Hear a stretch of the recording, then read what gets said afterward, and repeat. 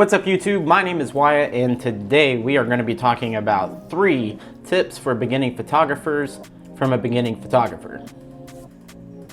That's me. I'm the beginning photographer. Before we get into the video, I do just want to take a quick moment to say thank you guys so much for helping my channel reach 100 total views. We hit that mark a couple days ago and I'm just super thankful for all the support you guys have shown. I realize it's a small milestone, but a milestone nevertheless, and I just want to say thank you for that.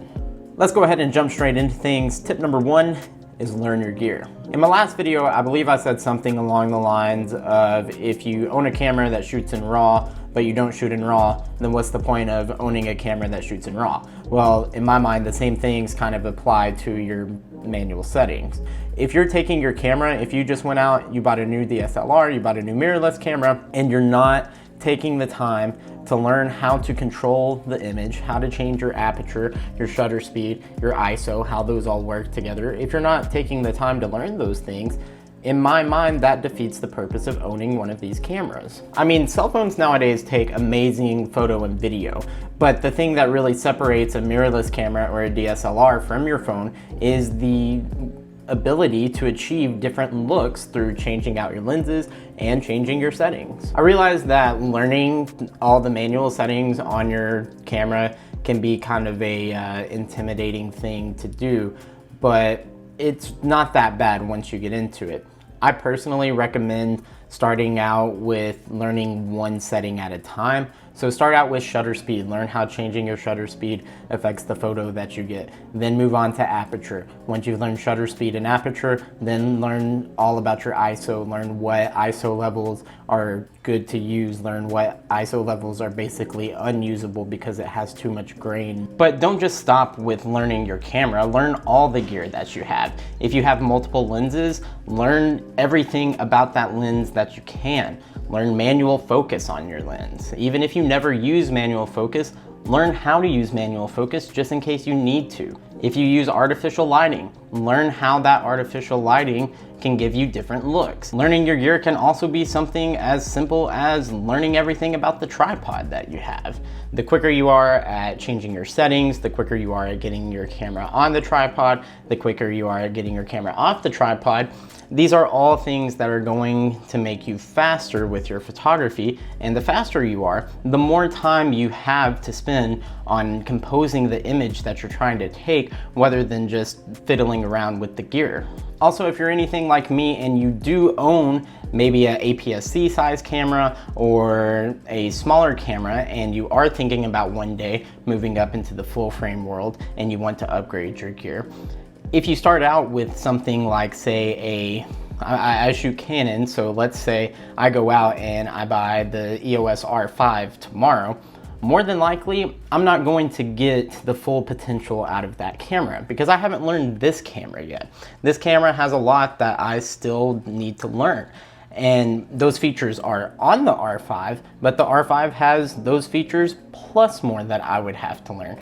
So ultimately, I'm not going to be as prepared for that camera as what I could be if I take the time to learn everything about the camera I already own. This saying is as old as it gets, and I'm sure you've heard it a billion times, but practice truly does make perfect. And if you spend a lot of time learning everything that you can about the equipment that you use, then that equipment will be a tool to help you rather than something that's going to slow you down. All right, so moving on to tip number 2, and that is try different styles of photography. One thing that really bugs me about the photography world is I've watched a lot of videos where people say that you need to niche down with your photography. You need to focus on one specific style of photography, and that's going to make you a better photographer because you learn everything about that specific style. I personally couldn't disagree more with this.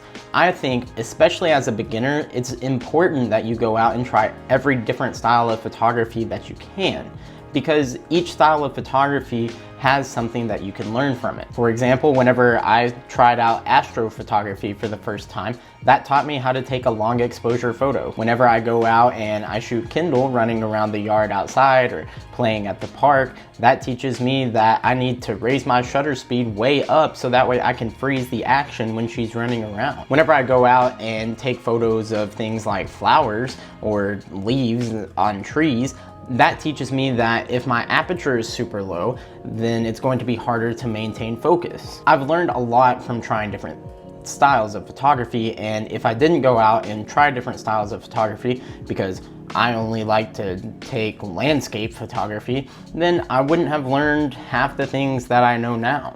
Now, at some point in your photography career, you may decide to niche down and only be a sports photographer or a wedding photographer, and that's fine.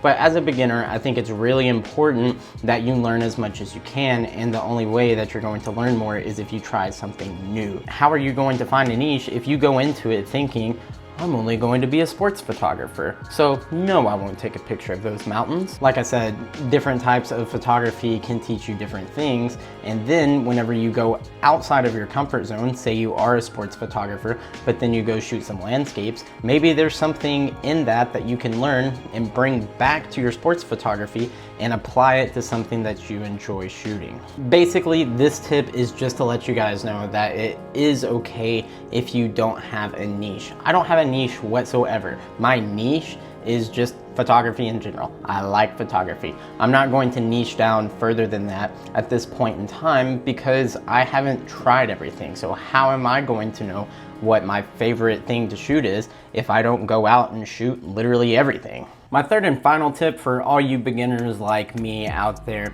is to do a little bit of planning. Now, planning isn't fun, it's not sexy by any means. No one's going to care that you get to the location 15 minutes early to do some scouting and take test images that nobody's ever gonna see. But I think you'll be surprised at how much improvement you can see in your photography if you just put a little bit of post-production, or pre-production behind it. Now, you don't exactly have to go out and scout every single location that you're gonna be shooting. Sure, it helps, but sometimes that's just not practical or possible. But what you do need to do is think about things like the surroundings. Pull up the location on Google Maps and look at the surrounding area. Have an idea of what type of environment you're going into. Think about what time of day you're going to be shooting. If you are going to be shooting at a time of day where the light is going to be super harsh, don't just cancel your shoot. Be prepared for that. Go get an ND filter so that way you can bring down your aperture and not have everything completely blown out. Think about the composition of your photos. Think about what type of emotions you want these photos to give. What are you trying to achieve in the final product? Are you trying to take a photo that conveys a happy emotion? Are you trying to show romance in the photo? Are you trying to show comedy? What are you trying to communicate through your photo? If you take the time before you take the photo to think about these things, and they're in your mind while you are taking photos, your post-production self is going to thank you immensely because it's not going to be as much work. I think the idea of saying that I'm going to fix everything in post, number one, is just not convenient for me because I'm not that great at editing. But number two, I think it really hinders you as a photographer if you're just thinking of everything that you're going to do in post. Sure, you need to think about what the final product is going to look like, but how can you get as close to that final image in camera? That's the question that you should be asking yourself. Like I said, planning isn't the most fun thing to do in the world. And some people do truly work better just going off the top of their head, going out, taking photos, and just whatever comes to them at that time is what they put out. And there's people that get great results doing that. If you're one of those people, that's great. I'm super happy for you.